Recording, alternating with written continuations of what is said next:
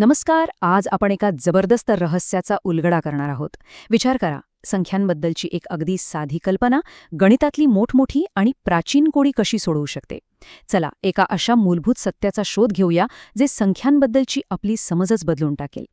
कधी विचार केलाय की संख्यांना स्वतःचा असा एक डीएनए असतो का?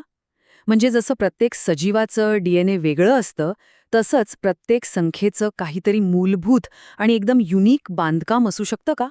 चला तर मग ह्याच्या मुळाशी जाऊया. पाहूया तरी काय आहेत हे संख्यांचे सिक्रेट बिल्डिंग ब्लॉक्स. हे समजायला अगदी सोपं आहे. बघा, जसा कोणताही पदार्थ छोट्या छोट्या अणूंनी बनलेला असतो ना, अगदी तसंच प्रत्येक संयुक्त संख्या म्हणजेच कंपोजिट नंबर ही इतर लहान संख्यांनी बनलेली असते. आपण त्यांना त्यांच्या मूळ घटकांमध्ये तोडू शकतो. आणि हे अणू म्हणजे दुसरं तिसरं काही नसून मूळ संख्या म्हणजे प्राईम नंबर्स आहेत. या अशा संख्या आहेत ज्यांना फक्त एकने आणि स्वतःनेच भाग जातो.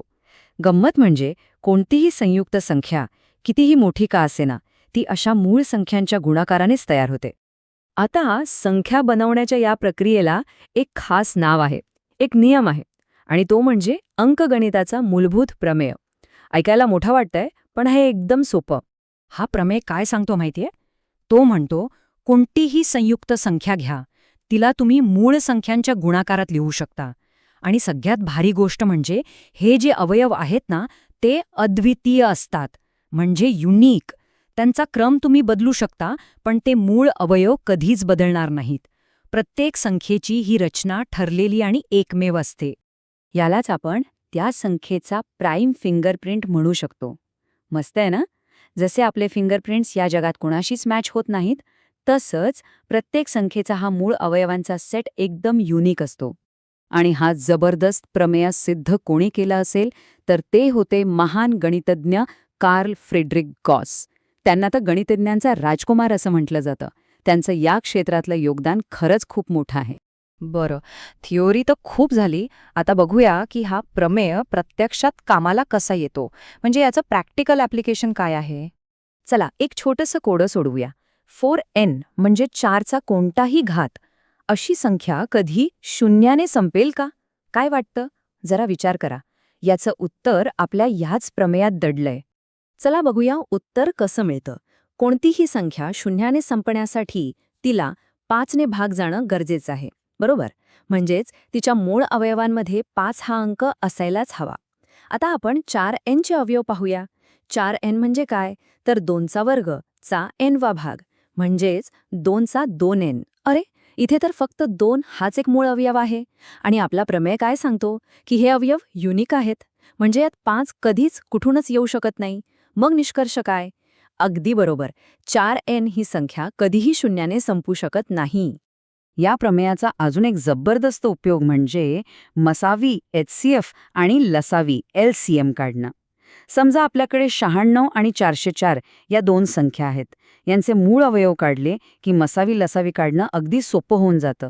मसावी म्हणजे काय? तर दोन्ही संख्यांमधले जे कॉमन मूळ अवयव आहेत त्यांचा सगळ्यात लहान घात घ्यायचा. इथे तो आहे 2चा वर्ग म्हणजे 4.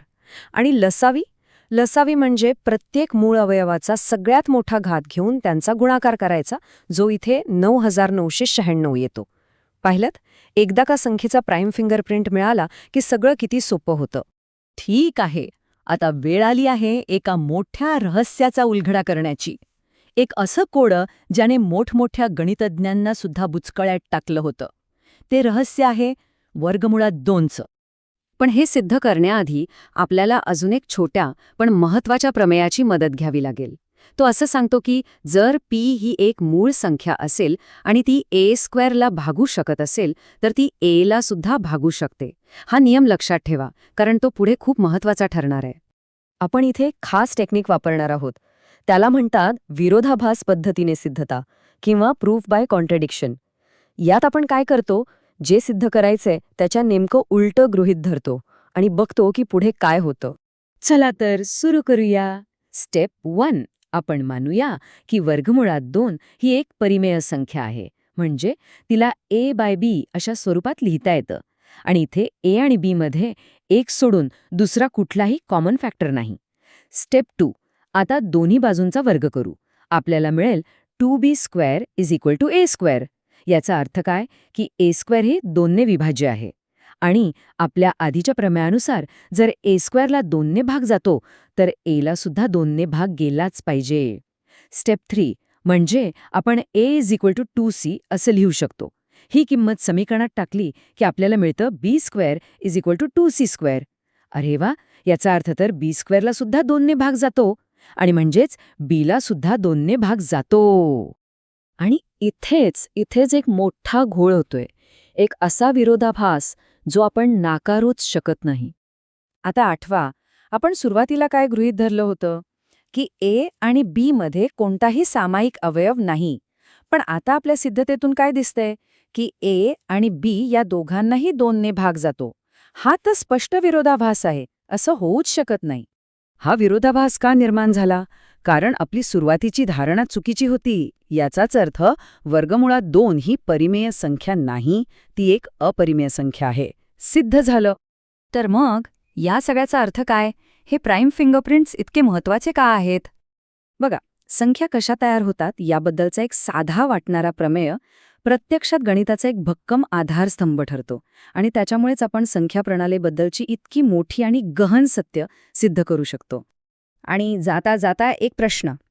जर एका साध्या प्रमेयामुळे संख्यांकडे बघण्याचा आपला दृष्टिकोन इतका बदलू शकतो, तर विचार करा, गणिताची अशी आणखी किती रहस्य असतील जी आपल्या डोळ्यांसमोरच आहेत, पण आपण ती अजून पाहिलेली नाहीयेत.